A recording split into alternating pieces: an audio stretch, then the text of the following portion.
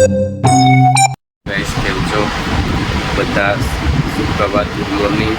બપોરના 2 વાગે ને અત્યારે મસ્ત નાસ્તો વાસ્તો કરીને ઊંઘી ગયા હતા. તો અત્યારે ઉઠ્યા અમે ને આ લલિત જો પડ્યો તો ઉઠતો જ નહીં.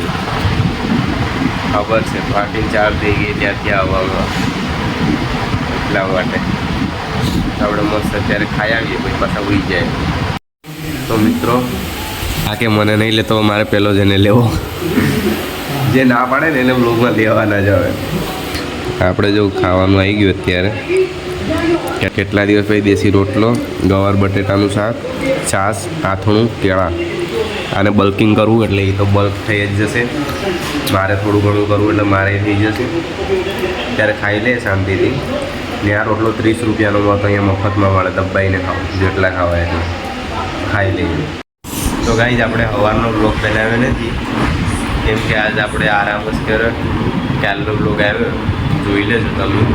આજ તો આખો દી આરામ કરો, કંઈ યાદ નથી. ને આની જેવા લલિત ભેગા છે એટલે કંઈ કામ નથી થતું.